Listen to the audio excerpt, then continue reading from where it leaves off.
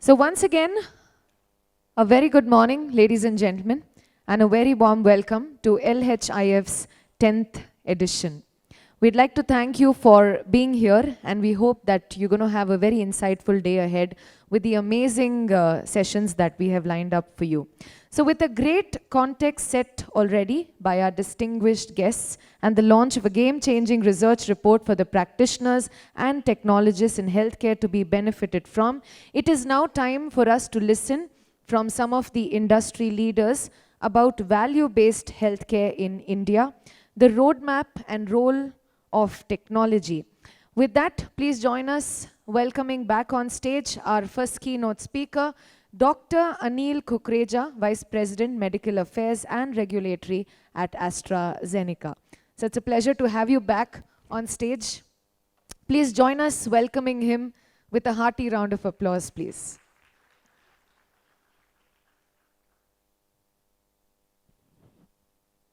So would you like this or?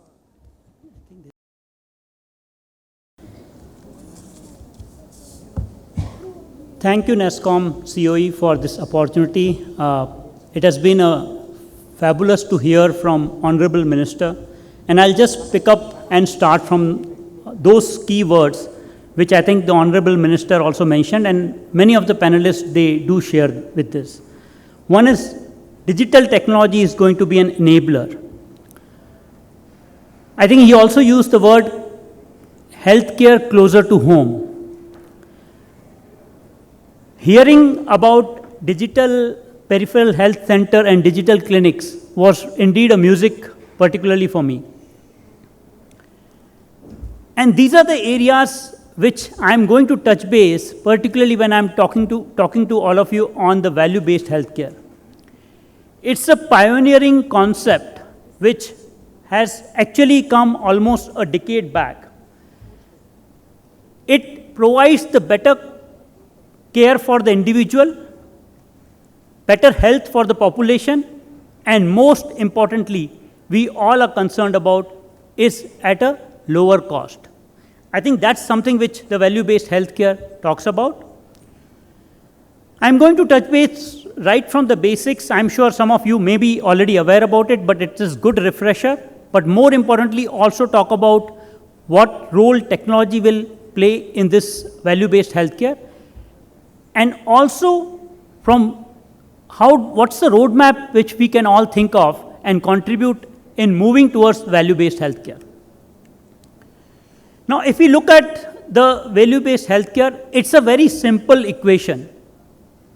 The value is nothing but we are talking about quality and we are talking about the cost. Quality is the numerator which we all aim to achieve, and particularly in the healthcare, quality means what is the patient impact we are driving and what's the patient experiences we are providing while delivering the care. And the cost definitely is a combination of both the direct and the indirect cost. And actually it results into a huge value, particularly for all the stakeholders, whether it is patient, providers, payers, supplier, and the society. In terms of patients, definitely it improves the outcomes. That's what the patient wants. From the providers, it provides a better satisfaction that they are providing the right care for the patients. And for the society, it is more about getting the outcomes, what they need at a population level at a reduced cost. And more importantly, the payers, they feel satisfied that they are controlling the cost, and the suppliers are proud of that they are delivering the impact. This pioneering concept came from Professor Porter, who redefined the healthcare, and this was a need, particularly in the US. And I think one of the colleagues, they did speak about in the US, the healthcare spending is significantly rocking at it's almost touching the roof, right? There was a concern. We need to redefine the healthcare. And from the US, these are the 6 principles which were in fact particularly put across as a framework from Professor Michael Porter. How can we integrate the clinical practices? So integrating the clinical practices, the specialist center, the hospitals, and the clinics, how can we integrate at all the levels so that we provide the holistic care for the patients? Second, of course, is while integrating, these were all practices initially in silos. So how do we not only integrate the practice units in the institute, but how can we go beyond institutes and integrate those practices also? Second is, can we start measuring the patient outcomes and understanding what outcomes are really important? And third, of course, is, can we expand and create a center of excellence and reach can be expanded to different geographies?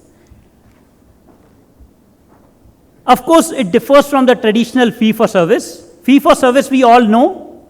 Fee-for-service is nothing but you provide the service and you get paid. Whereas, in terms of value-based healthcare, you pay for the outcomes and the performance of the healthcare system. And that's something which is very, very important. And there are essential components of this value-based healthcare. Now, if I look at the roadmap, very important for us to understand that most important point is engaging the patient. What is the outcome patient is looking at? It's very important to understand the patient outcomes and what clinical outcomes we are talking about. Alignment of the patient outcomes and the clinical outcomes becomes very important and crucial. As I said, integrating the care across all the settings becomes important. Very important will be measuring the data across these clinical practice units and integrating this in a holistic manner where machine learning, artificial intelligence, the clinical decision support systems will all come in play to guide the healthcare system that we are providing the outcomes which we really meaningful for the patients. And getting paid as per the outcomes, not as per the services which the healthcare system is providing. And that's the fundamental difference, particularly between these two different systems. As I said, there are 4 kind of patient models. The payment models, as far as which have been nicely enumerated by Deloitte report. One, of course, is performance-based payment, the bundling of payment, the strategic savings and the risk, which we can all agree upon, and of course the capital payments. And these different modes of payment all are in existence in different corners and different institutions across the different payer models. And there are learnings from each model. There are advantages and pros and cons of each payment model. So why I'm sharing this, it's very important for the government stakeholders here and also for the private and corporate healthcare stakeholders to really learn from this different model that what model works best for the individual institution.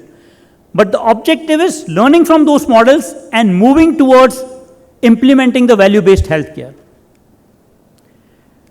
Again, very important for me to talk about, I think moved forward quite significantly.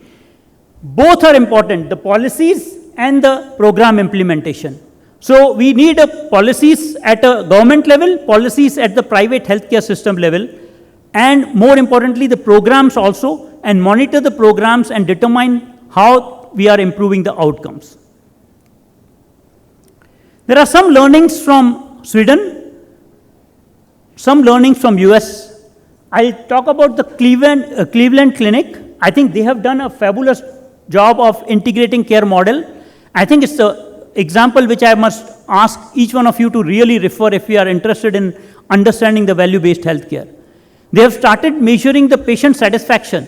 They have started measuring the patient outcomes, and they have started measuring how holistically they are integrating the care and providing the care to the patients. In Sweden, they have actually done the organizational transformation. They have built world-class registries and are able to measure the outcomes as well. Indian healthcare system, as we know, out-of-pocket expenses are very, very high. And more importantly, there is the dearth of infrastructure availability to the tier 2, tier 3 cities and even to the rural places. And here, again, technology can play a very important and pivotal role. As I mentioned, why value-based healthcare is important, it's an expenditure which is rising, and in fact, we are at a right stage. While we are implementing the Ayushman Bharat, while we are implementing the healthcare system, it is an important opportunity where we look at the best practices from value-based healthcare and integrate while we are implementing and providing care to our population. This is the healthcare infrastructure. I'm sure it's known to each one of you. It's all private and public. Currently, almost close to 60 to 70% care is being provided by private healthcare system and 30 to 40% by the government healthcare system. As I said, the roadmap requires, one, the strategic direction alignment, policies where each stakeholder, IRDA has to look at their policies, that how do they provide the insurance, based on outcome or based on services. Currently, it is based on services. Can we look at considering outcomes? Army, CGHS, and other elements also are very important for us to really look at. I also feel there is an opportunity for academic and state health authority coordination coming together. We heard from Professor and Dr. Ashwant Narayan also. We need to really define the clinical care pathway, integrate them, and start measuring the outcomes. That's very important for us. Ayushman Bharat, as I mentioned, plays a very crucial role. What we need to do is, currently it is based on fee for service.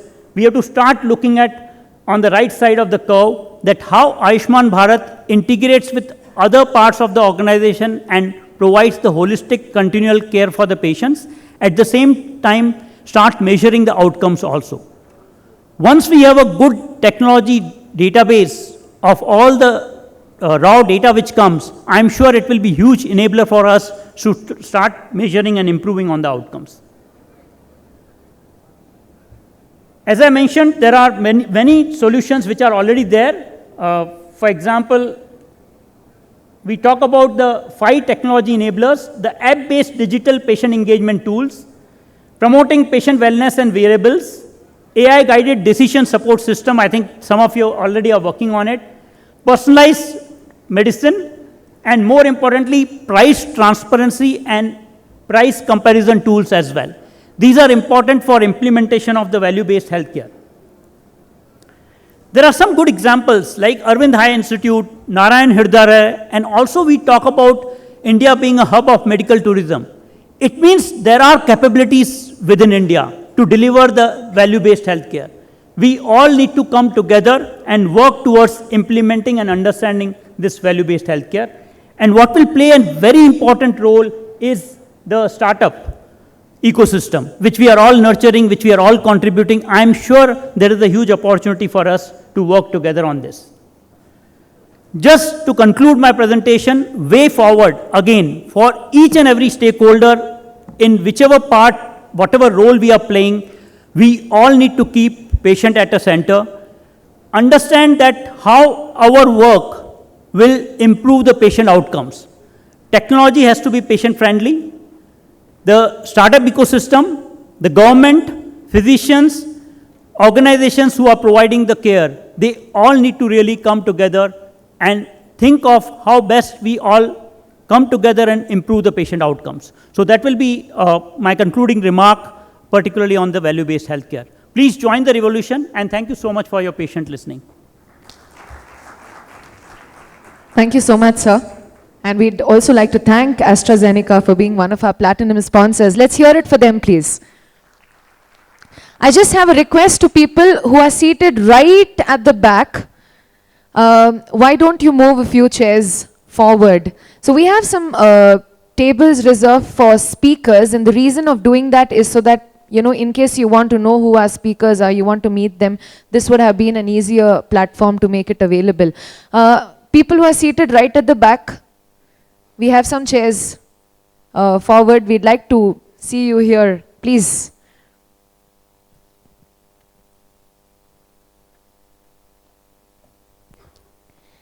So with this, we'll move on to our next session, ladies and gentlemen.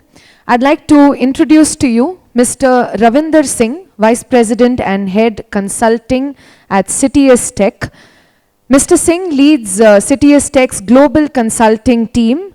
He's responsible for driving technology and process consulting programs for leading healthcare and life sciences organizations. Mr. Singh comes with 24 years of experience across strategic initiatives around digital transformation and consulting across payers, providers, and biopharma organizations. Prior to Citius Tech, Mr. Singh was Senior Industry Principal, Life Sciences at Infosys. He has also held senior positions across Oracle, Cisco, and Ranbaxy, where he has worked closely with business and technology teams to design and implement healthcare technology solutions. Please join us, welcome Mr. Singh as he speaks on succeeding with digital transformation in healthcare and life sciences. Over to you, Mr. Singh.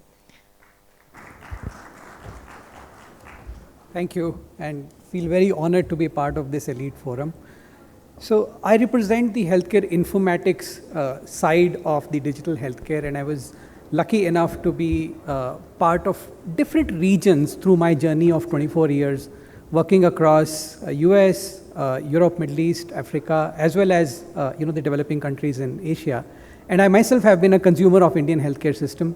So I'll talk a little bit about all, I would say, distilling those experiences on what are some of the opportunities that we have, learning and kind of reimagining the healthcare system as we go forward, the value-based as well as driving healthcare equity.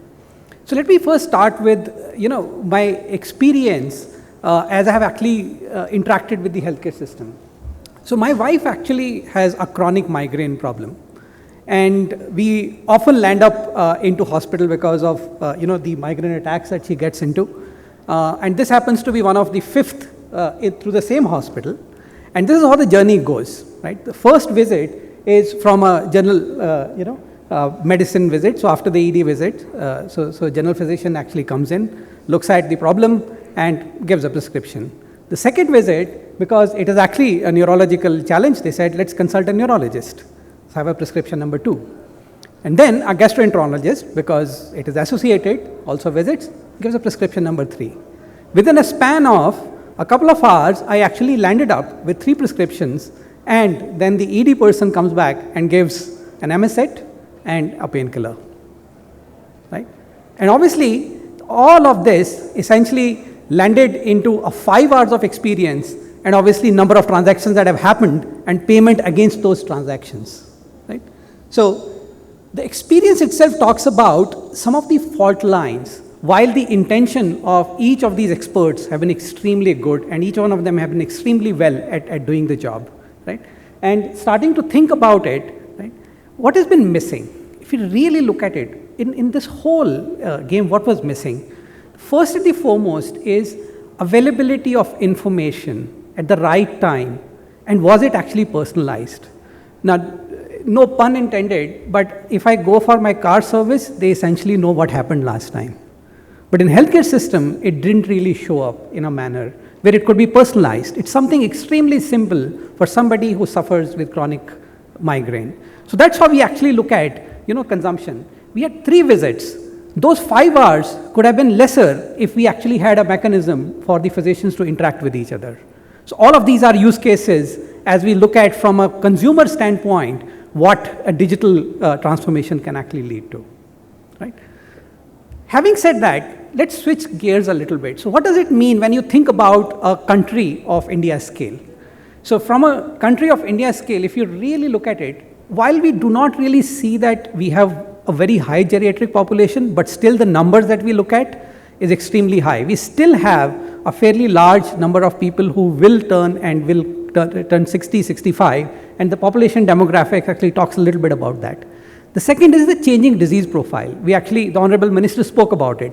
We are gaining more and more non-communicable diseases, and these need to be managed, right? And that management is an extremely important part actually to be looked at, because if you don't manage them, it leads into a very different kind of a healthcare organization that we will actually end up serving, which needs physical spaces and rather than the virtual spaces that we work in today. So as a country, the distribution also of this population is different, our education levels are different, and then finally, even the way they get treated and they want to kind of, consume these services is extremely different. How do you deal with this equity? How do you actually bring that together? And how do you build for future?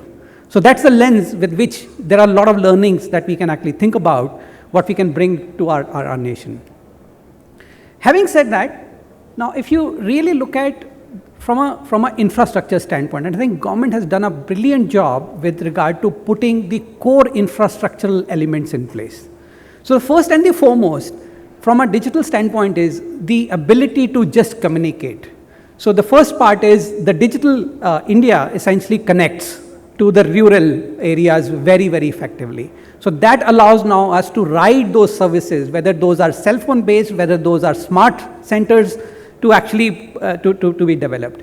The second is, how do we take advantage of the smartphone coverage? Smartphone coverage today in the rural healthcare, in the rural regions is 6% versus urban, which is 2.5. And that 2.5 actually represents replacements as well, versus the new cell phone coverage that we actually see. So people are actually consuming, and COVID just accelerated that significantly. How do we actually take advantage of that? And third is the digital health mission, which is Ayushman Bharat mission, and that is an extremely powerful platform for us to innovate on that mission, because it provides that backbone for us. And then finally, you have somebody to pay for it, right? While we build all of this, we have somebody to pay for it. Obviously, there is a lot of innovation that is expected. Dr. Anil spoke about it, how to kind of look at, making it more, oriented towards value rather than transactions. But somebody can pay for it is a huge lever for us. And then if we really look at our disease profile of India, right, and the kind of evidence that exists on how to deal with that is we need to continuously produce. So the intent, which is again ICMR powered, how do we actually feed the relevant data to build that evidence and then eventually build the AI, machine learning algorithms, augmentation, and all those sort of areas. So if we really look at this flywheel can really crank faster for us to scale, to build the equity, and then finally essentially drive the objectives of value-based care. And if I really look at this, it covers three aspects. It gives us the access. Second, it gives us the equity so that we can start, provisioning these services to us. And then finally, the affordability of care, the core elements which we need, for us to scale, or I would say to achieve the billion scale that we need as far as the healthcare coverage is concerned. So this, I would say, the right infrastructural elements. Now, how do you leverage them in the best possible manner? So with these, right, and this is the opportunity for all of us, whether we are startups, whether we are actually innovating, with newer devices, or we are actually putting informatics in place. Let me talk a little bit about, some of these learnings and some of the opportunities that we may have, right? First and the foremost, when we look at digital healthcare, and I think all of us would agree, it is actually not about technology. Technology becomes an enabler for us. It becomes a tool. It's a sharp tool for us, and we need to deploy it in the right manner. So the first and the foremost is, when we look at value-based care, we actually need to shift care left. That means move into a more of preventive and management side of things, and self-management. We will never be able to produce doctors at the rate that we actually need for our rural healthcare. Honorable Minister spoke about that. Various challenges, right? But at the same time, can we promote self-management? Can we deploy technology to do that? That's our first opportunity. So if we really look at diagnostics, now we can't have a healthcare forum without talking about what COVID did to us. Whole IVDs, how can we actually make it democratized? And that gives us a huge opportunity to think about how diagnostics can actually move into the hands of people, whatever rough it is, but at least sending us some signals. So it gives us the opportunity to develop that connected. The second part of this is, let's reimagine healthcare. And when we say reimagine healthcare, we have a primary, secondary, tertiary. Can we not think about digital primary, secondary, tertiary? And what that means is, when we think about digital, in this particular case, we also have a huge infrastructure of ASHA, A&M workers, which have the last mile connectivity. Can we enable them? And that allows us to now build I would say, anytime, anywhere care kind of a model. And we can innovate around that. Huge opportunity for us to bring care where people are, right? Not necessarily physical commute, but telecommute. Right? So let's reimagine the tiering of healthcare itself, And that will also right size these opportunities. The third part is, don't forget the physicians. Digital is not easy for physicians. As they actually, look at this, it's a huge information overload. We all talk about physician burnout. Let's do this right when we have the opportunity to do that. So let's think about augmenting them with decision support. Let's think about how do we build tools so that it makes their jobs easy, so that they can build the right decisions and then finally service the patients in the best possible manner. And same goes for the nursing staff. The brilliant job, really put in effort, physical, mental effort that they put in. How can we augment them? So I think let's think augmentation of the healthcare expertise that we have at our leverage, and how do we kind of expand that? And that's the third part of it. And this also allows us to actually create a huge high fidelity data that we need. Now, if you really look at the US, I mean that's the example that we take. The data was an afterthought for them.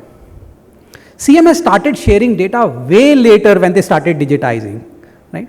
Today, if you really look at our Ayushman Bharat, we must be capturing millions data points on a daily basis about our population, the variety of population that we deal with, how high potency that data can be for all of us in building something which is personalized to India, to our demographics, and to our populations and our disease profiles.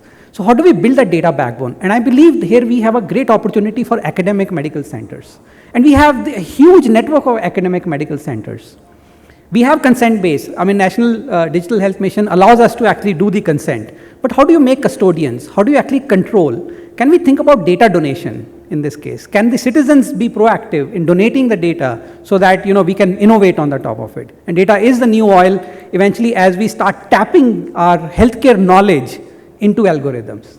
So how do we build that infrastructure? How do we build that information network with the academic medical centers facilitating that? So these are the opportunities that I believe we have to get few things right, learning from what we have seen across the world, and given the infrastructure that is given to us at our hands, a huge opportunity for India, and I really look forward to collaborating on this. Thank you so much. That was very interesting, sir. Thank you so much.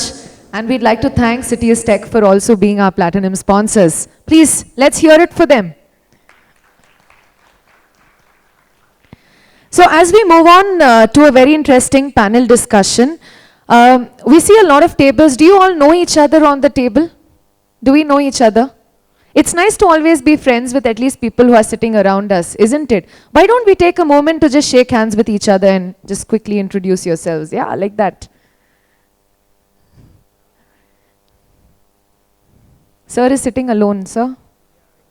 Yes, please.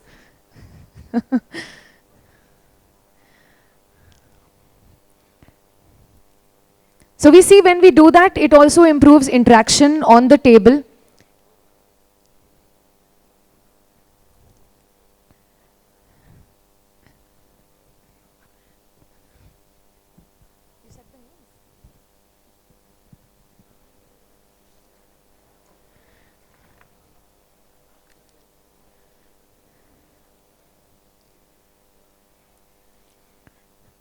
Okay, so now at least we know people who are sitting on our table, isn't it? So thank you, ladies and gentlemen. Welcome to our first panel of today's event. This is on medtech industry leaders, the future of healthcare and the role of medtech. I'd like to invite our panelists. We have Vibhav Garg, Director, Health Economics, Boston Scientific. Mr. Garg serves as the Director, Health Economics and Government Affairs for India and ASEAN, and Head Government Business India and India Hub for Boston Scientific. He comes with extensive global experience of more than 2 decades in the areas of policy advocacy, brand management, regulatory and compliance, public affairs, corporate communications, crisis management, and has been engaging with state and federal government of India, Southeast Asian and other developing countries for various strategic healthcare initiatives and policy discussions with concerned stakeholders. Welcome, Mr. Garg. Mr. Nagaraj Bhatt, Vice President and Managing Director, Cardinal Health. He serves as Vice President and Country Head of Cardinal Health International India. He is responsible for driving strategy, governance, and operations for our multifunctional global capability center spanning across enterprise IT development, augmented intelligence, digital health solutions, and business process management. He comes with more than 25 years of experience in technology and operations across medical devices, startups, financial services, and high-tech semiconductor industries, and he's a certified business continuity professional. Welcome on board, Mr. Bhatt. Also joining us on today's panel here is Mr. Rajiv Nandan, Head of Market Access, Alcon Laboratories. And to moderate the session, I'd like to invite Mr. Srinivas Iyengar, Vice President of Happiest Minds. Just saying that makes me happy. Mr. Iyengar has been in information technology space for over 23 years, managing businesses across Europe, USA, and India. He has been recognized as one of top 50 global thought leaders and influencers on health tech by a leading global platform. He comes with 20 plus years of experience in healthcare and technology, catering to global market. He has been in a unique position to bring world perspective to initiatives involved in getting the outside-in approach. He has been a thought leader and visionary in future of healthcare and consulting organizations that are working towards bringing in required change today. Once again, let's hear it for all the panelists for their valuable time in being here with us today. And with this, we'll hand it over to our moderator, Mr. Srinivas, please. Thanks a lot. Just a quick introduction of Rajiv. There was a couple of things that I was very curious to understand more. So Rajiv works for Alcon India, which is a world leader in eye care, and he spearheads the market access and the government affairs. He is also engaged actively in various industry associations, and he has conceptualized the trade margin rationalization, TMR, for medical devices with Government of India. And he recently implemented an anti-cancer drug and 6 medical devices. TMR is considered as pricing policy, and he's popularly called as father of TMR. So thank you so much. So before I start asking questions, so I just wanted to share one of my experience, and then I will surely start shooting questions. So a year ago, one of my very close friend from Nanjangud, a small town near Mysore, he was suffering from COVID with high fever. So I called his wife and asked her how he's doing and if she wants any help. And she told me that she's a homemaker, and she told me that, Srini, we are doing good. His SpO2 levels are good, and doctors have told us that unless something drastically goes wrong with the numbers, you don't have to worry about it. I kept the phone down. After a couple of minutes, I was thinking, wow, she's so knowledgeable, and she has so much amount of, she's actually empowered as well. SpO2 was something 3 years ago, it would have been like the lymphosarcoma of intestine. Many of us would not even know what SpO2 was all about, right? She's a housewife, and she's talking about it. So just think about what change that has happened in 3 years. We are empowered, knowledgeable, less visits to hospital. As Mr. Singh talked about in the previous talk, he talked about physician burnout. So no physician visits absolutely whatsoever. And at the same time, at what cost? At the cost of 300 rupees for one small device that they could use for more than a year, and the entire family could be using that. So this one small device made a lot of difference for us in the last 3 years, I'm pretty sure. So I'm eager to know more and more about what kind of medical devices that are now coming up and what difference that it is going to make in future for all of us. So my first question to Nagaraj Bhatt, this will be more on digital technology contribution. We are more talking about it nowadays. Digital technology's contribution to the global healthcare ecosystem is projected to reach $3 trillion by 2030. How is this changing the medtech sector? Yeah, good morning, everybody. I think before I delve into the digital part of it, let's look at the medtech overall. A few years ago, there is a doctor called Hervé D. Gray, who made a prediction that with the advances of technology, there is a way to improve the way how the cells in the body interact. And then we can technically slow down the process of aging. And he thinks that human being can be immortal. What he mean by that was a human being could live for 1,000 years. Well, I think a lot of us may not actually believe, or the mainstream belief is not that we could be immortal. But I think in the next decade, the future of healthcare is going to take us to at least stall the process. It could slow down the process of aging. It could even stop the process of aging and even reverse the process of aging. And particularly 4 technologies is what we want to talk about today from that perspective. And this is a futuristic journal that we publish at Cardinal Health called Cardinal Health Focus magazine. I mean, if you're interested, you can go and download from our website. A lot of our internal doctors and medical affairs folks talk about the futurism on many of these technologies. So there are 4 technologies, out of which I'll talk about 2 first, and then we will talk about the rest of them. So the 3D printing, genetic engineering, artificial intelligence, which has been spoken quite a bit already today. And the 4th one is the nanotechnology. Now, if you look at the 3D printing, we have all known that the 3D printing has helped to generate medical devices, even parts, as well as it helps doing simulation of a particular set of processes and activities.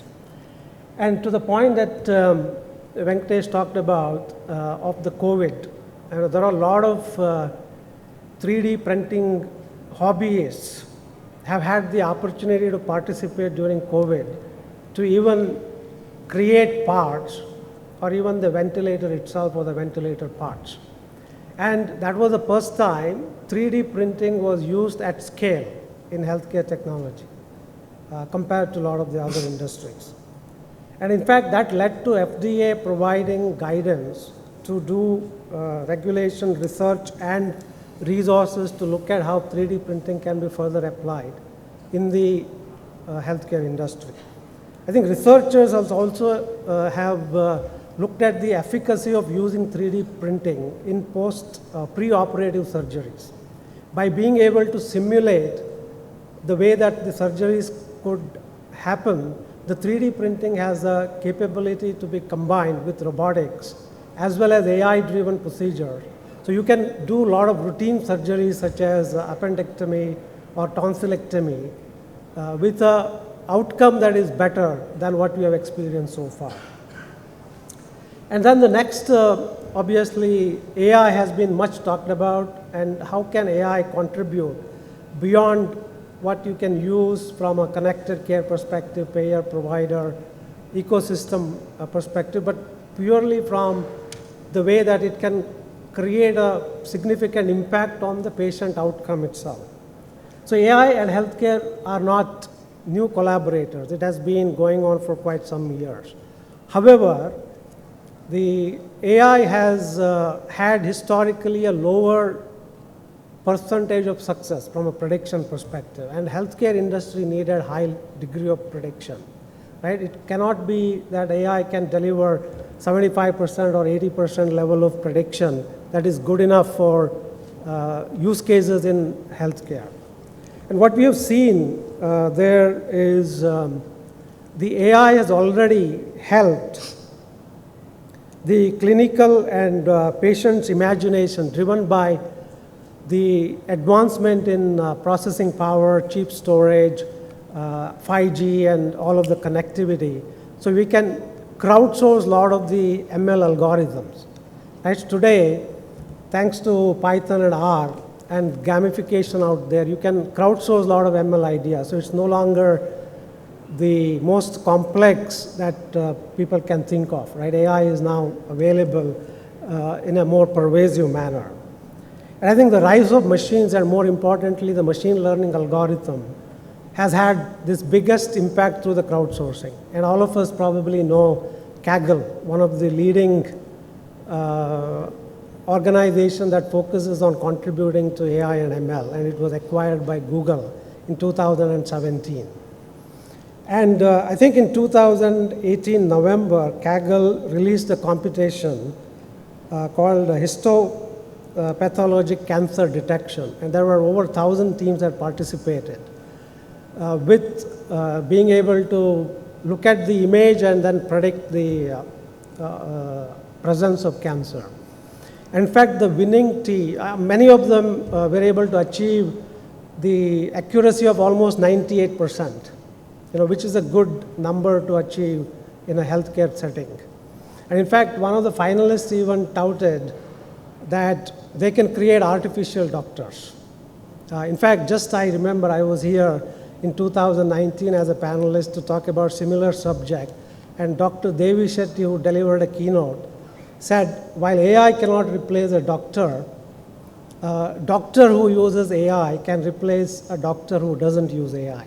And now, fast forward to 2022, we're talking about companies saying that we can actually create artificial doctors.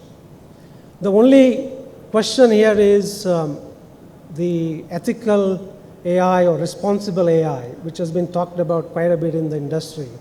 And how can we take this prediction from an ethical perspective? How can we ensure that these predictions doesn't get into false positive or false negative? So that is the piece that we need to deal with. But otherwise, AI has made a mainstream impact. And obviously, genetic engineering that focuses on a lot of precision medicines today, right from cell therapy, gene therapy, and vaccines that can focus on specific diseases, all are going to help us achieve a higher lifespan.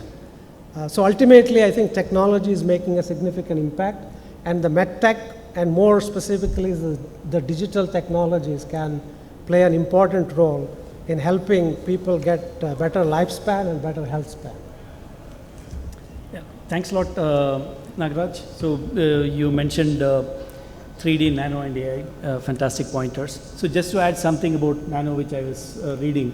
So I was told that nanotechnology has these quantum dots and or nanoparticles, which are like 1/4 of coronavirus, maybe 10 nanometers of size, which are so small that with its surface to volume ratio is so small, it's only surface. It can reflect light better than anything else. And it also can breach the blood-brain barrier because of its size. And 5 years from now, potentially you could be using handheld devices to to do the scanning of brains better than CT MRI. No offense to the GE presentation that we had earlier. So something which is unbelievable right now, maybe like 3 years ago, how people would not believe the pulse oximeters. So thanks so much. Thanks for talking about the next 10 technologies. So my next question to Rajiv, this is more about consumer involvement and consumerism. We are all empowered now, and we want to know more about what's happening with our health. So what consumer needs are driving innovation in medtech industry from your perspective? Thanks, Srinivas, and good afternoon, everyone. Thanks for the organizer for giving me this opportunity. So, there are multiple reasons, why, what type of consumer needs are driving innovation. And first and most important is the access and availability of these technologies. Gone are the days when those technologies being developed in those, US and European countries was not available in India. But everyone is focusing on speed to market. There are easing of regulatory hurdles, which is making the product very much accessible in a country like India. And then the important piece is affordability.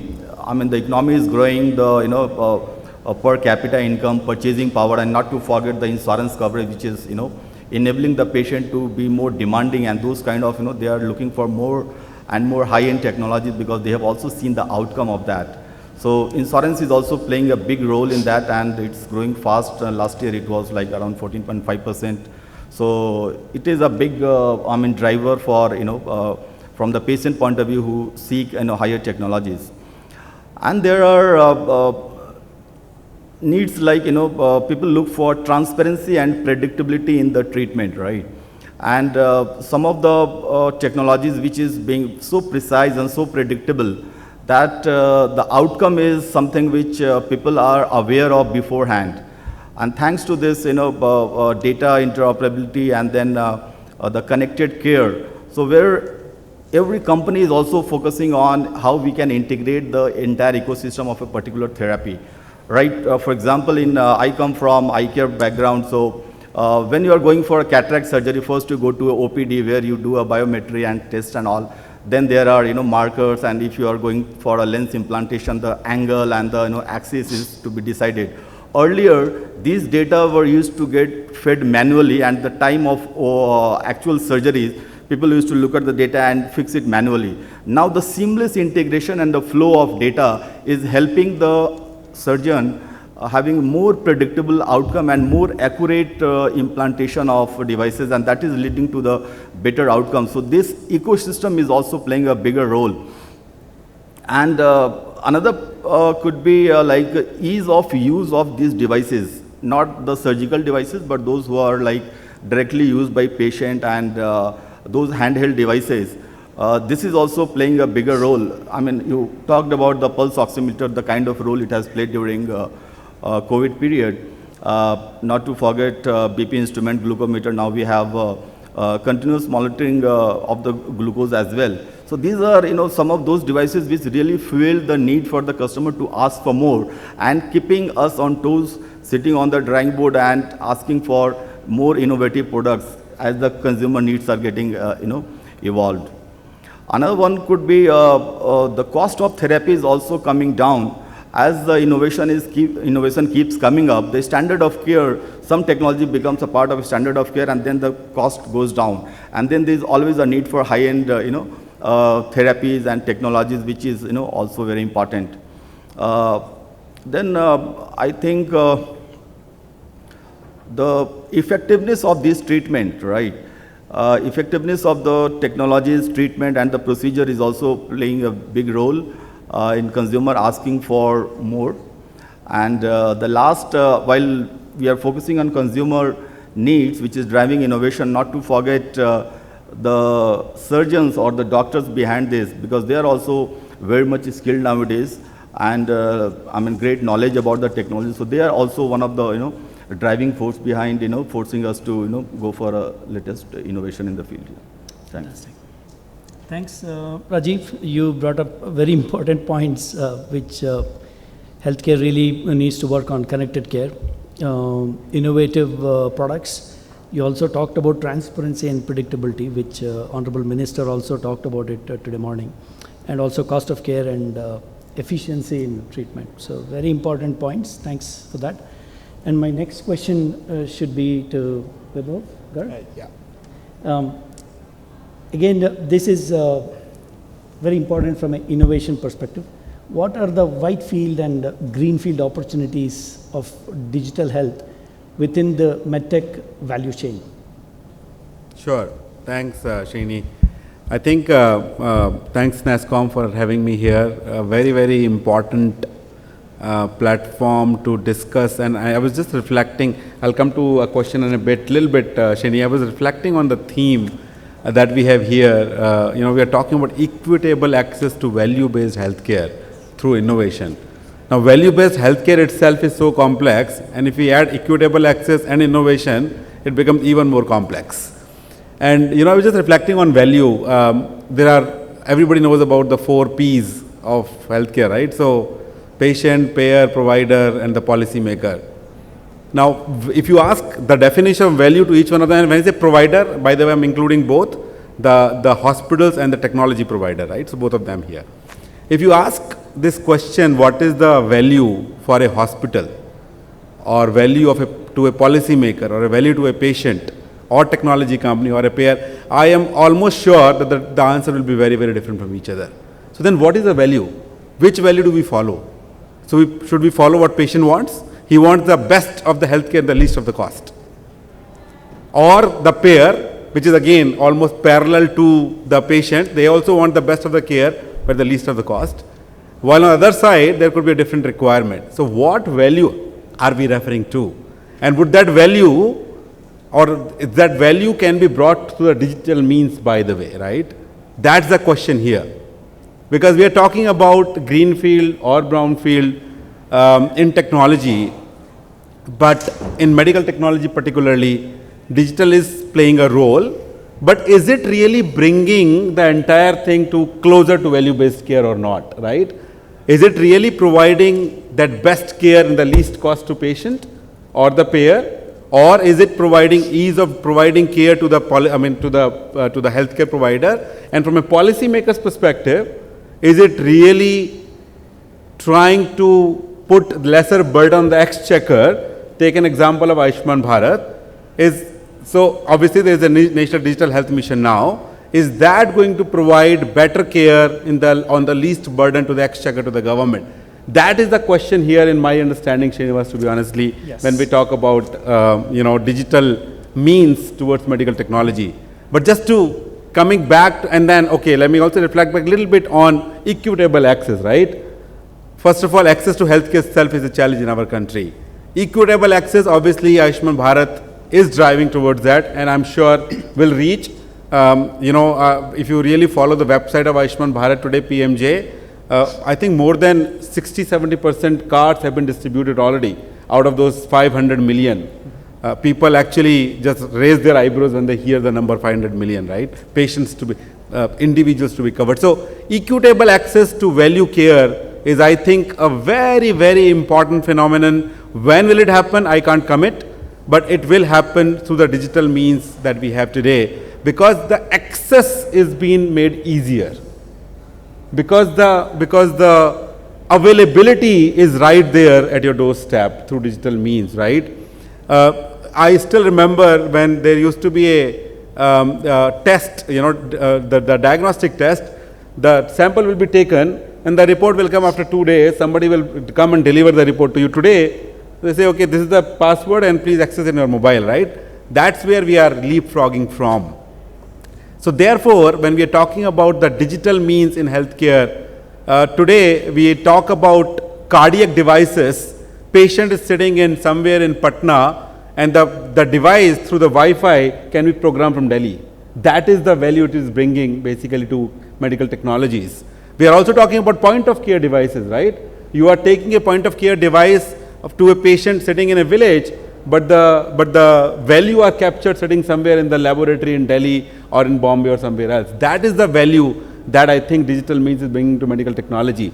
But are those values of digital in medtech are equitable? That is the question we have in front of us. And how do we make that equitable? I think that discussion needs a broader discussion among all the stakeholders sitting in this room. Only I cannot answer that for sure.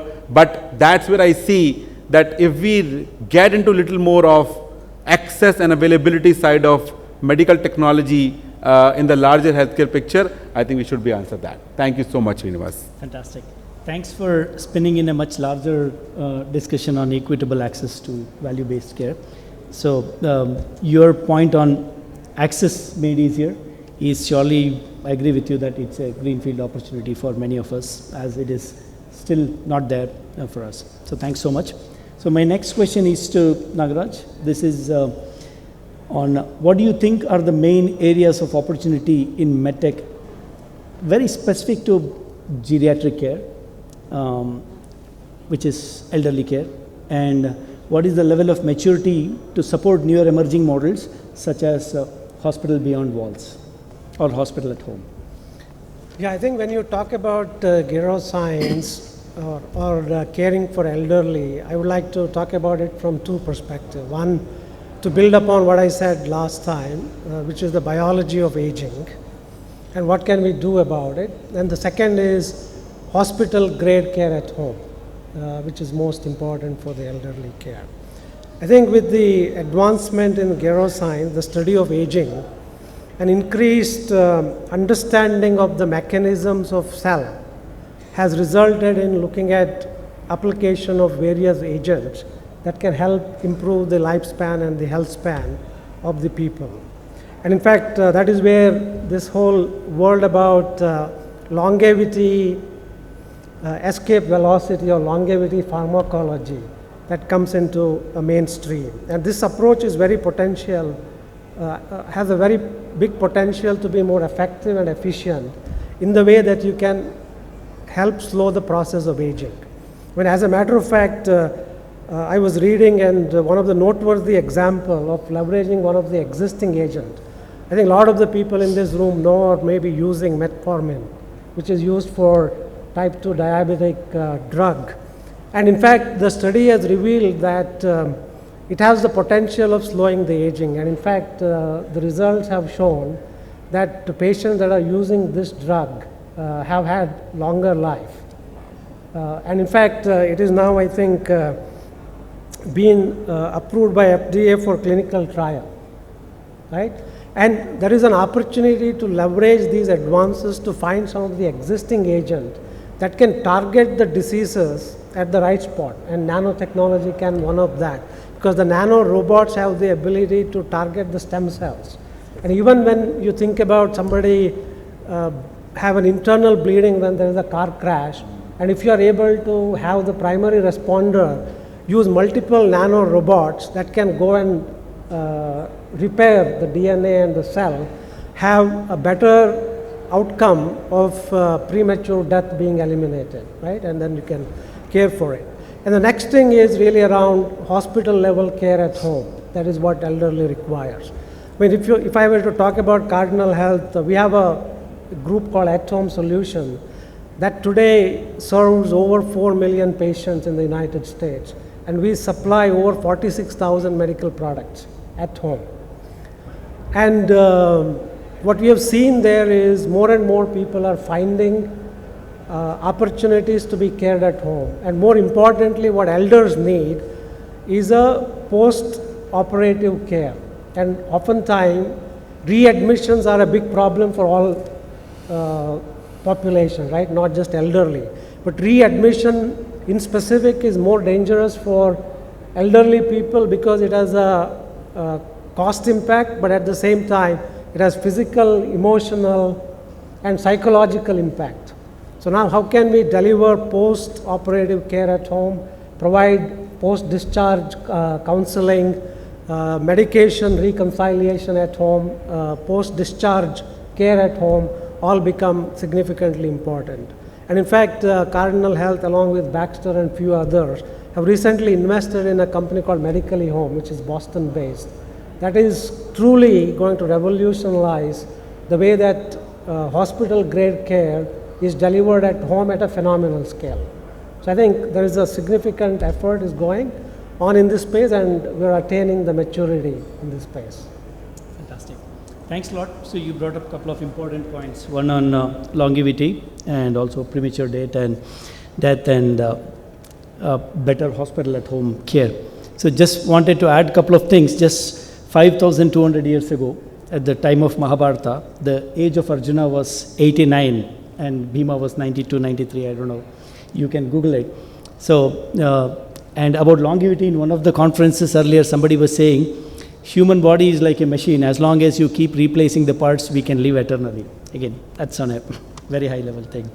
So, thanks so much. And my next question is for Rajiv. This is on what are your views on how health systems can leverage advancements of medical devices to augment patient involvement? Yeah, so I think this is one area where we have made, I would say, a limited progress as far as patient involvement is concerned. And maybe it's more because of the regulation we have and challenges around data privacy and all. So the involvement of patient, if I say from India perspective, is largely the vehicle is through doctors, right? They are the one who actually feeds the data and the information and even the involvement of the patient. And the reason is also like, there's a information asymmetry between patient and the doctors. And whenever we go, suppose I'm from eye care, I know little bit about eye care, I can have a discussion with the doctors. But when I'm going for a cardiac intervention for my family or someone else, then it's like a zero knowledge for me, right? We all can Google and try to interact with doctors, but it is still very limited. So I think when the challenges of information asymmetry is there, I think there is a greater need for patient education, and I think everything must revolve around that. And a lot of companies are also doing a lot of patient education activity within the ambit of the regulation, and trying to communicate with the end consumer as well, and that is how these kind of seamless information exchange, I mean two-way information is feeding into the healthcare system and giving the feedback to the R&D team ultimately, and they are also working on that. I think we can engage more with the patient when we can. So one of the opportunity we have is like the trials, patient trials. I'm not talking about the clinical trial, which is sometimes people might not be aware about the technologies and all, but the patient trial on certain technologies can also be a live example whereby the reaction of the patient can give. And some of the technology which allows you to have a demonstration of technology. For example, I would say around from ophthalmology point of view, when a customer or patient is going to a hospital, there are multiple lenses options are available to them. And because of this lack of knowledge, they are not able to choose. So ultimately it is the care provider or the counselor who is guiding them. But what we have done is like through virtual reality, we have showcased them that if you put in this lens, you will be able to look like this. In night vision would be like this, day vision would be like this. You will be able to play golf, you will be able to read newspaper, you will be able to look at the tablet or iPhones. So when we expose the patient to this kind of demonstration, then the choices becomes much easier. Then we also talk about the mindset of the care provider. Many times the latest technologies and the innovative technologies are costlier, and we think that patient may not be able to afford. And we did some survey around willingness to pay, and I think many of you must be aware that it is almost 3 times that what the company thinks, what the doctors think that people may not be able to afford it. But when you expose them to the right, in the right manner and show them the benefit, the willingness to pay is much higher than that, what we think together, right?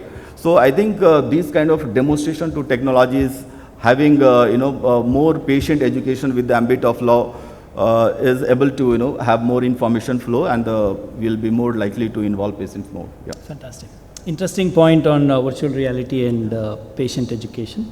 So we'll do the last question, and then maybe we can take a couple of questions from the audience. This question is for Vibhav. Sure.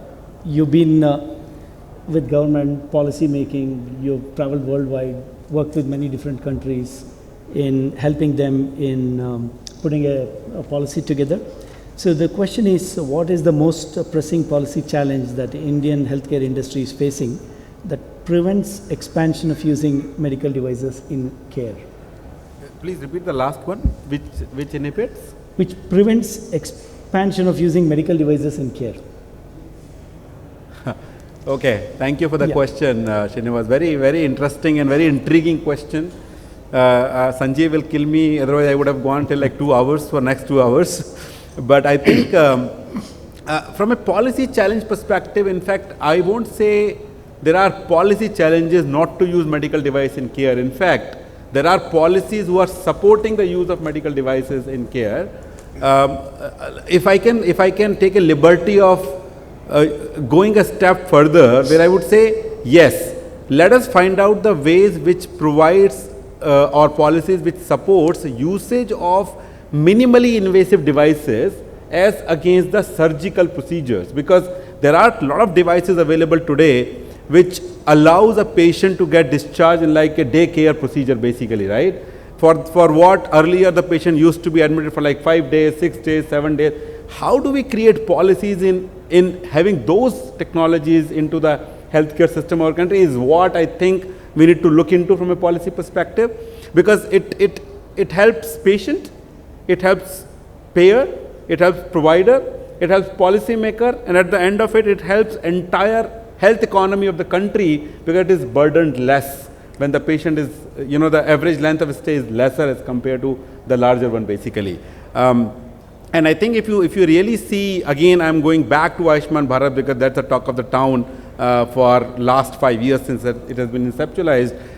If you see the latest, the set which was released on April 2022, the number of newer technologies, newer diagnostics that have been introduced, which were never thought before, right? Because Earlier, the thought process was that, okay, technology is a technology is a technology. How do we really bring quality healthcare? I think now the mindset is changing, clearly changing, where the policies are coming up, where the newer technologies are being introduced, newer therapies are being introduced, which are usually restricted to the private patient earlier, but now it is getting access for the Ayushman Bharat beneficiaries as well, which is the best thing that can happen to the country, because healthcare should not be socio-economic strata driven, that somebody will get the best, somebody will get the not so best basically. So that's where the equitable access comes into picture. So I will conclude by saying that Ayushman Bharat is actually driving equitable access to value-based care through innovation, because technology is all about innovation. Thank you so much. Fantastic. Thank you so much. You brought in this important topic of minimally invasive surgery. So my mom was getting operated about a year ago, and she was praising the doctor a lot, and she was always against the technology. And she said, see, in one day they let me go. I refrained from saying that you just got operated by a Da Vinci. So that's awesome. How important it is. Thank you so much for answering this. Any questions from anybody? Yes. Yes, please. Thank you. Because we are talking about medtech, I want to specifically raise one point. May I know your name, please? My name is Philip Verghese. I am part of DXC Technology, and I lead intelligence and defense platform for DXC security. Thank you. A few years back, Food and Drug Administration of the US government identified that about 455,000 pacemakers manufactured by Abbott had a vulnerability inside that, which is a smart pacemaker. What does that mean? A cyber criminal can kill 455,000 people with a click of a button. They are able to exploit that, right? Today, we are seeing a lot of attack against the healthcare and healthcare industry organizations. We are more becoming digital, more smart, more connected, right? We are talking about the great things, but how do you see that we build this whole medical technologies more resilient against the cyber threats which are emerging? What are your views on that? Anybody can probably sort some threats. Thank you. Yeah, I'll take a shot at it. So cyber security is an important element in the life cycle of product development for med devices and any digital health solution that you put out there, not just even the device software that goes into people, organs or whatnot. Because it is understood that in the past, your credit card data was the most expensive in the black market. Today, healthcare data is the most expensive item in the black market, right? So they sell at a higher rate than even a credit card. And I think that is why all of the healthcare companies have beefed up their cyber security resilience much better compared to what it was probably 5-6 years ago. But ultimately, when you are writing a piece of code that goes into a devices, you got to be extra careful. I mean, no offense to Microsoft, but we used to see this blue screen of death in the past, right? And when we hire software engineers that write software for devices, we would say, if you are a Windows developer, if you have a blue screen of death, it's okay. But when you are doing a device software, you got to have near 100% perfection, because you have the potential to kill patients if it is not run properly, if the system stops functioning. And I think CJ talked about the level of efficacy that you need when you are delivering certain drugs to patients. It becomes a life-saving drug if it is delivered in that quantity. If it is delivered in different quantity, it becomes a poison. And how do you make sure that you have the capability to deliver to that precision? And that is where the nanotechnology plays into a role, right? So you have the robot. In fact, people are now moving from minimally invasive surgeries to no incision. And that could be enabled by robots, because robots have the ability to take active ingredient of today's agent and then be able to target a specific body parts where it can deliver as a precision medicine and cure. So I think cyber is definitely an important aspect, and as far as I understand, most healthcare companies have cyber as one of the forefront, and that is where DevSecOps, where security is not an afterthought, but it's part of the development life cycle. is a very important phenomenon. Thank you so much, Nagaraj, for answering, and thanks, Verghese, for an important question on cyber security for healthcare. Just a conclusion note, I just want to add one thing. They say that because of quantum computing and quantum entanglement, which is already in production as of now, big companies are working on it. 5 years from now, cyber security and specific to healthcare will have a big change due to quantum computers. Maybe that's something that we have to look forward to. I don't think we have time to take more questions, so thank you so much. Thanks all the panelists for being here. Thanks a lot. Thank you so much for that wonderful session. Shall we take one picture of all of you together, please? Sir, please join us for a picture. Sir?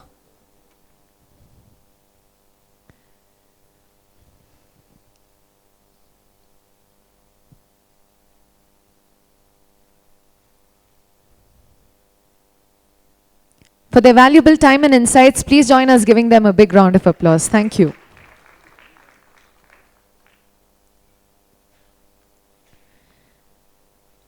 So with this, ladies and gentlemen, please have a look at an audio visual from our partner and sponsor for this event, AstraZeneca, coming up.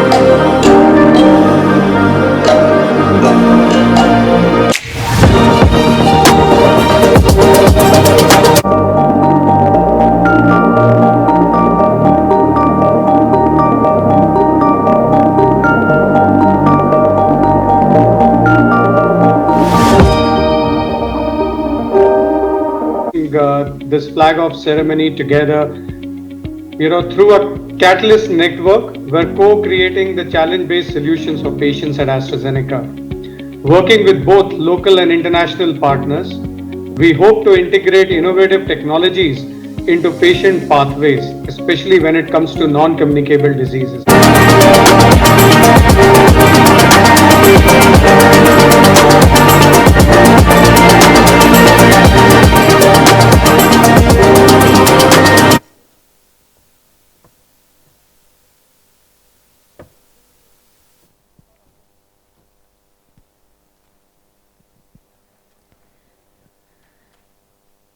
So with this, ladies and gentlemen, welcome to our second panel for the day.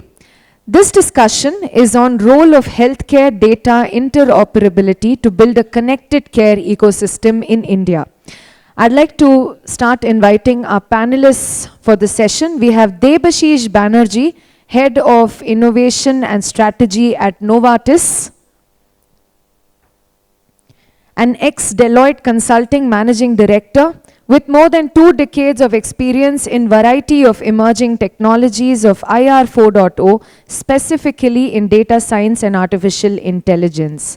Currently, he is heading innovation and strategy at GDD India, aimed to provide thought leadership, enable and execute some of the mark, transformative and strategic initiatives of Novartis.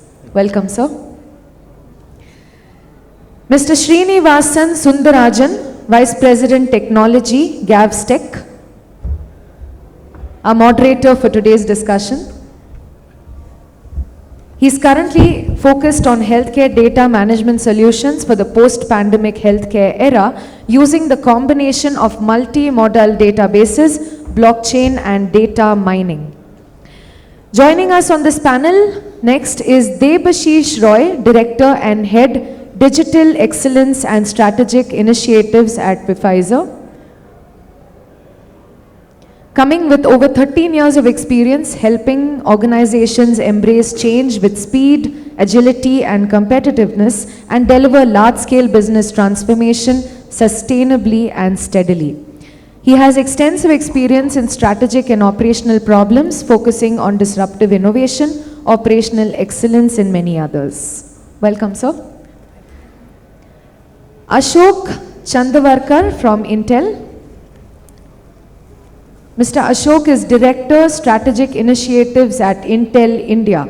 His core charter is to lead and scale the Intel Startup Program, which focuses on disruptive deep tech startups both directly and in collaboration with industry, academia, and government. Mr. J.P. Dwivedi, CIO, RGCI.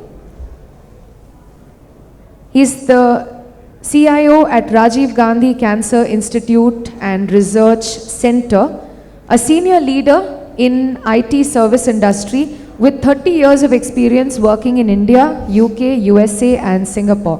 He entered the world of healthcare in 2009 with overall responsibility of implementing electronic health record in Max Healthcare, New Delhi. Passionate about improving patient care by use of information technology and process automation. This is our esteemed panel. Please join us giving them a big round of applause, and we'll hand it over to our moderator. So. Hi, good afternoon to all. See, the interoperability is all about data sharing, okay, which is very, very unique to healthcare industry, okay. For example, take two banks, correct? They do talk about sharing their KYC, but they still have a profit motive there, because once a bank share certain information with another bank, there is a potential of the other bank taking this customer away. But when it comes to healthcare, the data sharing, which is in the form of interoperability, is all about saving the lives, okay? Because by sharing the data of hospital, one hospital to another hospital, we are potentially saving the life of a patient. So this data sharing is very unique to this industry, which is not common for any other industry. So in that context, I would like to start this, discussion. So I would like to start the first question with Mr. Debashish Roy and Debashish Banerjee. What drives the interoperability from an Indian context? Because from an USA perspective, United States perspective, there is a shift from the fee for service world towards the value-based healthcare, okay? Because a lot of payment model, okay, what you called as an alternate payment models are emerging. Right. Now the providers are getting paid against their episode, a complete episode of a knee replacement or that kind of a surgery. So I just wanted to understand from an Indian context, what do you see as the driver for interoperability? Sure. Thanks, Srini, and good afternoon, everyone. So I think before we start, right, and a series of discussions since morning, really insightful, I would say.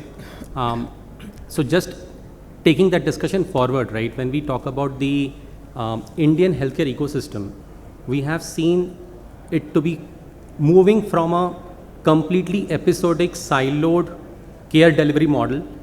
From there to right now, we are seeing this movement to preventive wellness-based healthcare, right? And with that in mind, right, this entire NTHM framework that we see, and we are talking about interoperability of data from various disparate data systems. I think I'll take three different stakeholders in the picture. One is the entire hospital, the provider systems, then we have the pharma, and of course the patients. So if you look at this interoperability, right, this creates demand for patient pools in the OPD. Today, if you see the current rates of OPD is like close to 4 per 1,000 per day, right, which is very, very low. So what does this mean from a patient standpoint? This definitely means more preventive health checkups, reduced out-of-pocket, and of course, better health outcome, plus access to wider reach of referral networks from a patient standpoint. When you talk about pharma, again, whenever a pharma company develops any drug, right, that is one component which affects the overall health outcome, right? If you talk about any chronic segment, right, say diabetes, there are a lot of factors apart from that medicine or medication adherence which actually goes into the overall well-being, right? And things like you are running, your nutritional things, counseling, so many other factors, right? And with digital health solutions playing a critical role across the care continuum, which starts from your awareness to diagnosis to treatment, to fulfillment, and finally to compliance or adherence, right? You will see a lot of digital health solutions coming at various places for a specific therapy area. And all of these disparate systems, right, will help generate a lot of data, which then pharma companies use to better their medication adherence, better their drug discoveries, and hence finally the outcome to a patient is a holistic overall health outcome, which is a combination of medication as well as other lifestyle modification things. So I believe, it's a win-win for all, and looking forward to this. What about your views? Yeah, thank you. I think my namesake has already covered most of the things. I just want to add one thing from our perspective. I think we have moved the needle in India significantly, but there is yet a long way to go, because interoperability of the data, having a EMR, EHR system, to the extent that the quality is maintained, to the extent that our scientist who is in the pharma drug development, drug discovery stage are able to trust that data. Our patient is able to trust that data. I think that's the length that we have to cover. Right now, I believe that's the gap.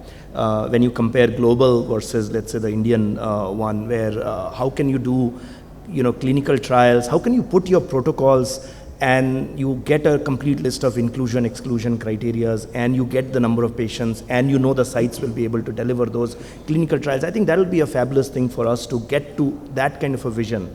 Especially improving the innovative, medicines, side of it. I think it's long time that we need to focus on R&D space, and that's what we were discussing with the minister as well, earlier on. I think to get to that R&D space, data is the foundational thing, and therefore we have to take that leap, forward. So that's the only addition I have apart from whatever he has covered. So thank you, Debashish. I think you exactly lead to my next question.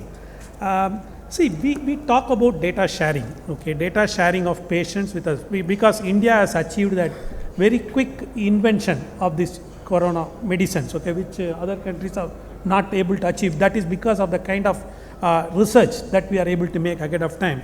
So when it comes to the clinical trials, correct, by sharing the data, how can we ensure that the patient or the subject is getting monetized? That is one question, especially for your cancer research. A lot of patient data is being used for the research. So how can we ensure the monetization for the patients with respect to this data sharing, and how do we also prevent the data theft? Because now we are going to consolidate data of the patient in a common repository. So how can we achieve these two things? Thank you, Srini, and thank you, NASCOM, for inviting me here. See, to be very practical, this word monetization is very dangerous. People don't like to hear about it, and patients also get concerned. Okay, they are monetizing my data, my information. So I think we should be careful about using this word monetization.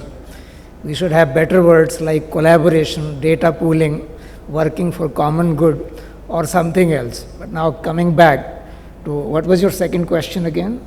Two things. One is about when we talk about the clinical trials and sharing of data, how do the subject get benefited? That's why I use the word monetization, but my part about how do the subject get benefited. Second thing, how do we ensure that no third party illegally gets benefited by that? Absolutely. So with every footprint in the technology and our going online, this threat of cyber risk is actually embedded.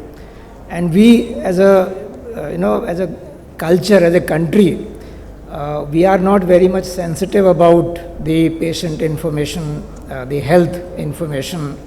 We take pride. Oh, so what? Your sugar level is 120, mine is 230. we boost our ego, with this kind of information. So we are so openly sharing in public. We as a country need to be much more careful about this. Now, about collaboration, obviously clinical trials, research, two aspects taking separately, in terms of the data security, privacy. I think somebody was mentioning in the previous panel, see, privacy cannot happen as an afterthought. It has to be privacy by design, security by design. So we need to design our systems in such a way that intrusion is not possible. We really need not have super duper security systems. We need to apply more and more common sense. If you don't put latch on the door, it doesn't matter how expensive lock you are putting. The intruder will come and kick the door and get inside.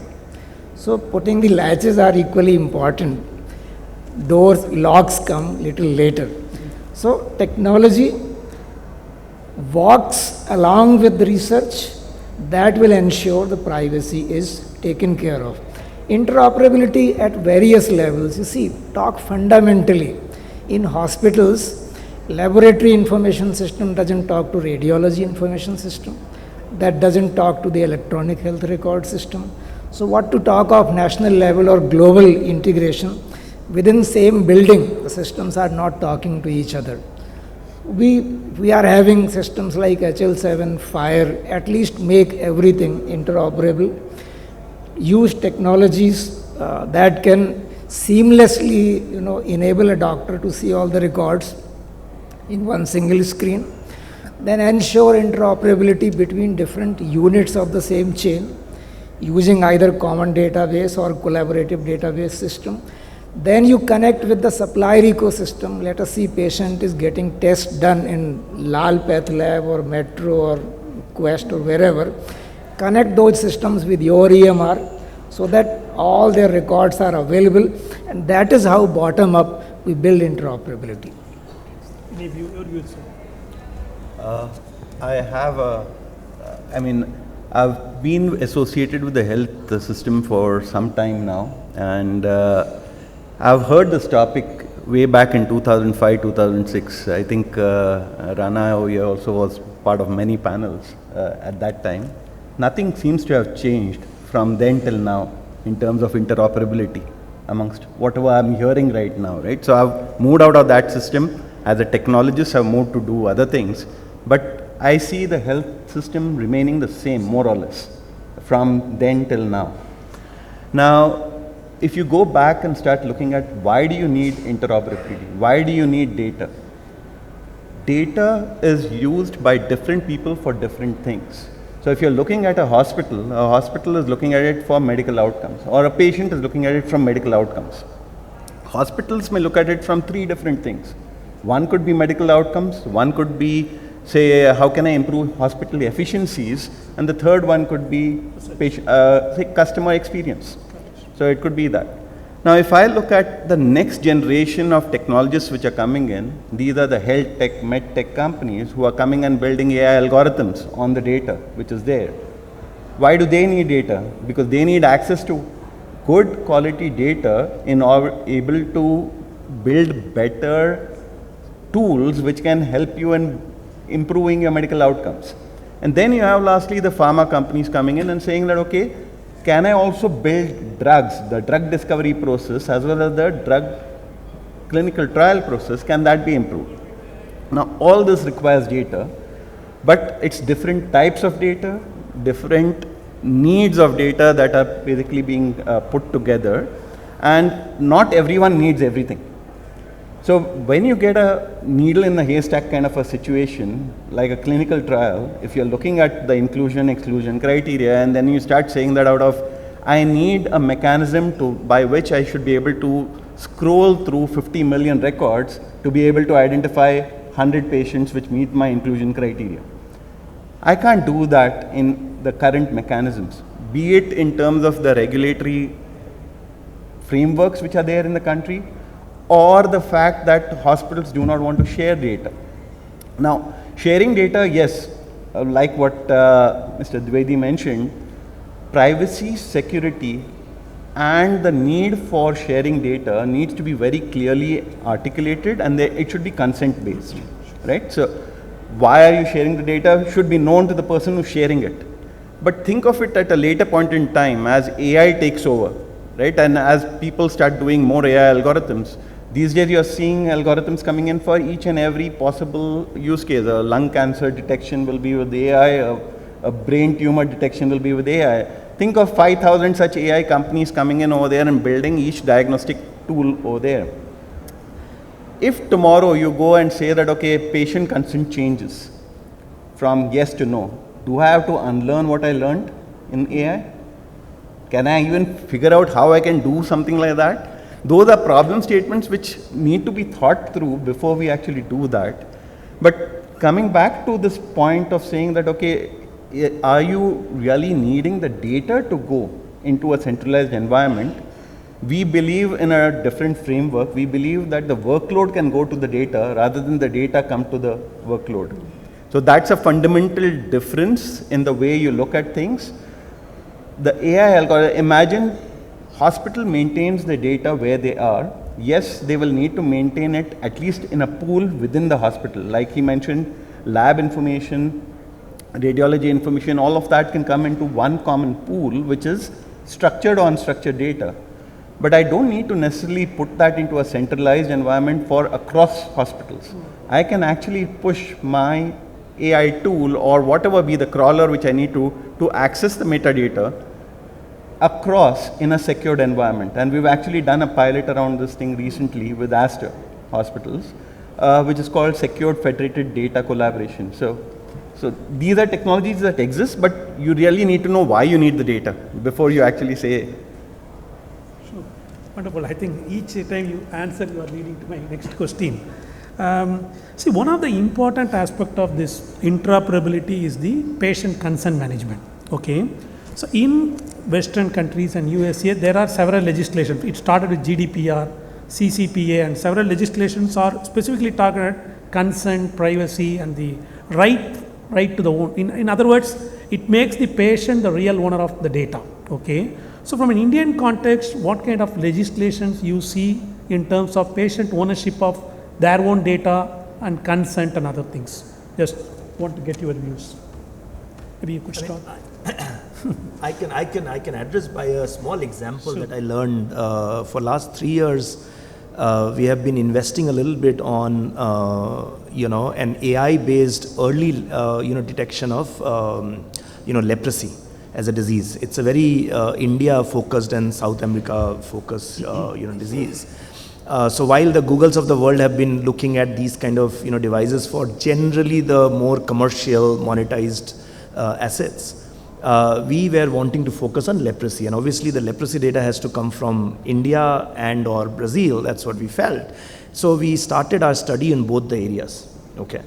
And a small example, very much alluding to what Ashok sir was explaining as well.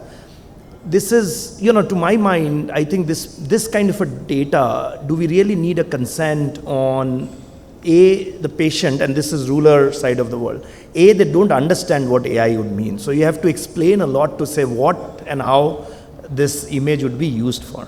Second, this is a kind of an image in my mind where, if you take an image of this place, there is no way anybody can get a PSI or PHI kind of an information, right? There's a patient-sensitive information that we should really focus on. That's not a part of this kind of a work, for example. But because of our company, all kinds of consents that we are so used to, right? For all the right reasons, by the way. Because of the pharma industry, I'd like to believe, the regulators, all of that, for all right reasons. But is it not time, like Ashok said, is it not time that we focus instead of a consent to the purpose of the consent? And some purpose could be excluded maybe, I don't know.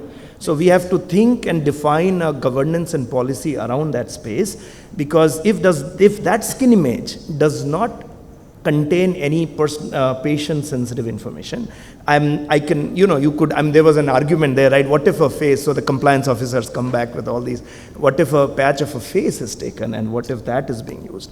You say, okay, if, we will exclude that data, we will not take that data, for example, what if then?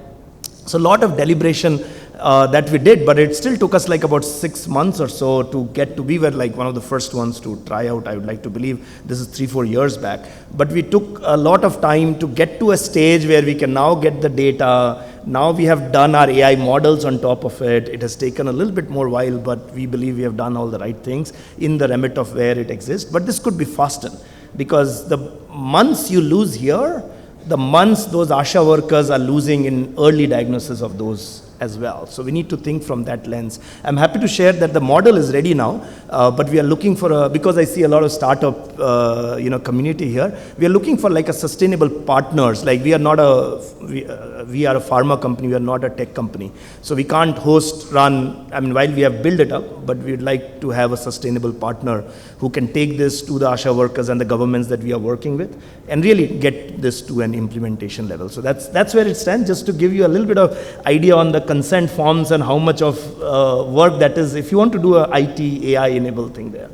I think you make a very, very beautiful point about this consent should be more purpose-based rather than for the sake of it. We shouldn't get into a lawsuit kind of this thing for a noble cause. If you're really doing a research on, say, leprosy, it should be more allowed to happen than, putting brakes on it. I think just wanted to add, so last week I was in conversations with one of these startups, right, who are key partners to the entire ABDM mission, okay?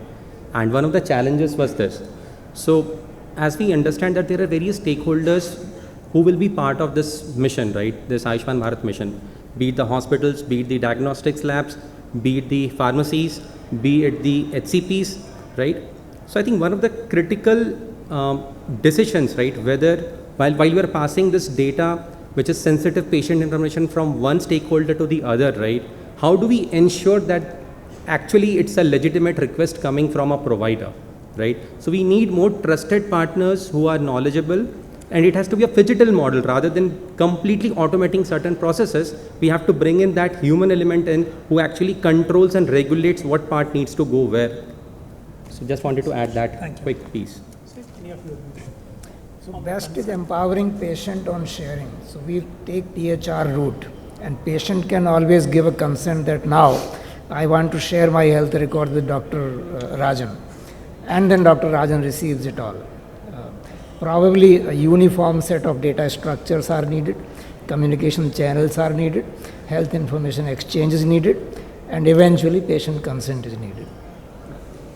So on the technology front, I would say that security is something which we are very strong at, and we keep doing that all the time. Right from the hardware level security all the way to the software, to the security in the cloud, all of it is something which is pretty defined right now, right? So, but we can always keep looking at various ways in which it can be done. In fact, one of the things which we are looking at after the first phase of the pilot is the next one, which is how do we provide security as a attestation to make sure that the servers which you are actually putting this data on are actually the right servers and not rogue servers which can come in over there and attack that particular data. And on top of that, the idea would be to try and see that the server which is accessing the data, I mean, it's not the actual patient data, it's the anonymized data of the patient which is already there. So whichever way you do it, right, there should be no access to the actual patient data in the production environment directly for AI algorithms. So those are things which can be put in place, and technology is, I don't think technology is the problem. Technology has solved this problem for multiple other industries. So I don't think that is where the problem is. The problem is in the execution. Thank you. So I think we have around 3 minutes left.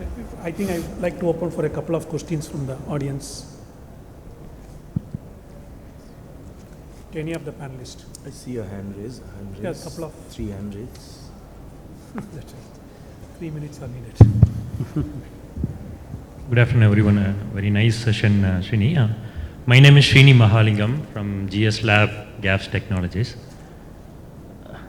We talked a lot about data interoperability and the purpose of that and all. My question basically is on the quality of data that resides in the healthcare ecosystem today. So, in your expert opinion, right, what do you think about the quality of data that is there today, that we are ready to even share this data across multiple entities, right? We talked about HL7 standards, FHIR, DICOM is there for imaging. But do you think that there are more work to be done, the foundational aspect of increasing the quality of data, then do this data interoperability and apply AI and analytics top of it? So you raised a very, very pertinent question. See, now the amount of data available for us is humongous, and it is multiplying every day, every month, every year. So the days of data analytics are gone. Now we must talk about the concept of information rag picking. So we really need to search out gems from this pile of data. And yes, the technologies that need to emerge need to process metadata, process data, rather than processing raw data at every stage. Just to add to Mr. Dwivedi's point, right, and again, from a pharma lens, very, very apt. And I think various stakeholders will have ownership in this picture to clean this data and have this data very, very meaningful, right? And if I talk about HCPs, right, Debashish Banerjee is sitting here next to me, he would agree that none of the pharma companies, right, we all deal with HCPs so closely. We don't have their, we're not able to create that SCP 360 because there is redundancies, there's duplicacies in the data, right? And an example, right, we are closely working with Viva systems because Viva is again kind of considered to capture 95% of the entire life sciences industry, right? And see if we can actually generate that HCP 360 uniqueness of the data for at least the HCP's part of it. So lack of single view of data is a problem. And I think various stakeholders need to do their bit of job to clean that and make it more usable. I would just add that it's not that bad. The radiology side of it is still good. Maybe the clinical side of it can improve a lot more. Thank you so much. You can allow for one last question considering the time is almost over. Yeah, please. Very good afternoon, sir. Myself, Dr. Darshan Chandak. I am MBBS MD Medicine and founder at Health Ledger Diagnostics. So there is one important point which sir raised about the leprosy diagnosis. Correct. So a AI-driven machine may be able to diagnose that. That is correct. But if the patient consents that he doesn't want to share the data, then what we do? Like there is a kind of a gray area here. So I'll just like to fill in that there comes the role of medical fraternity. Leprosy is a notifiable disease. As a doctor, if I see a patient, he has particular patches, so the consent doesn't matter there. I have to share the data to the public health department. It is a notifiable disease, correct? So which kind of data is to be shared, whether there is a consent or there is not a consent. So doctors can certainly play a bigger role over here, along with obviously there is a debate whether AI can replace the doctors, but we strongly believe that it is going to help diagnosing a lot many diseases in the primitive stages, and also the gray area about the consent can be solved by the medical fraternity. Also the level of health education in India is very low. So as you said, whether a person gives a consent to share his data or doesn't give, he will not even understand what kind of the thing we are talking to him. As a general patient, he doesn't even understand the trials or anything, the research. So I certainly believe that the medical fraternity will pitch in there and convince the patient to share such consents, and many notifiable diseases, the consent will not even matter in those cases. Thank you. Completely agree with you on this. Given the time is up, let me connect with you offline. We have been doing a lot of work on that front, and a lot of HCPs have come forward and they have helped. We are also working with the government on this. So would really like to pick your brain to see what else we can do there. Yeah. Thank you for sharing that. Thank you. So thanks everyone. One last question. Oh, okay. What about, can I take it up? Hi, I am. Okay. Yeah, please. I'm Anant. I represent Operable. We help organizations get TEFCA compliant and make them interoperable. So lot of narrative is around interoperability is around the stakeholders and the providers for sharing data and for making the data more comprehensible to them, and also to do some analytics on it.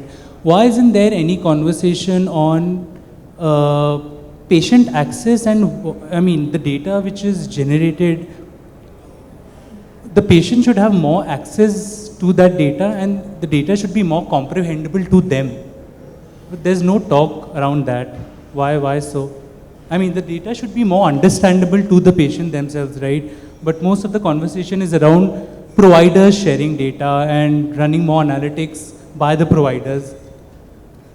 I hope you got my question. I think I talked about the ultimate owner of the data is the patient, okay? Yes. That's where the legislations, when you talk about GDPR or CCPA, those kind of legislation talk about the ownership of the data by the, who generates the data. So I think once certain level of legislation come, automatically the patient will get a complete view of their data. That's my view. Yeah, so that's the foundational thing, and therefore you didn't hear us talk about that.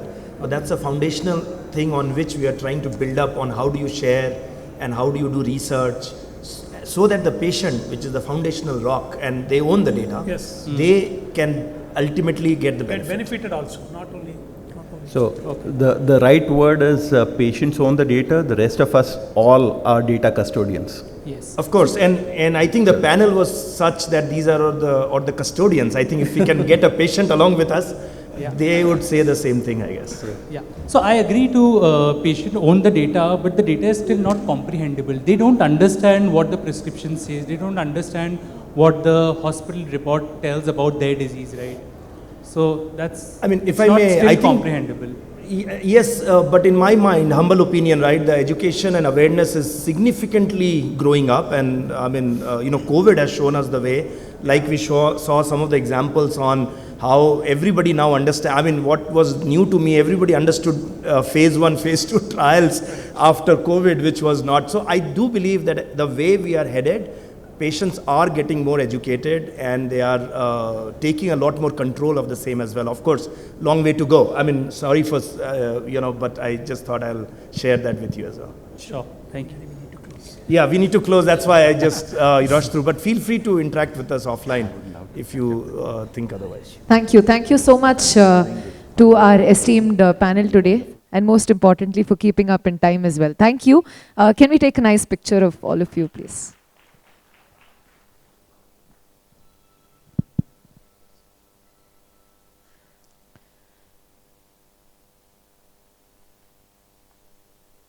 Please join us giving them a big round of applause for that.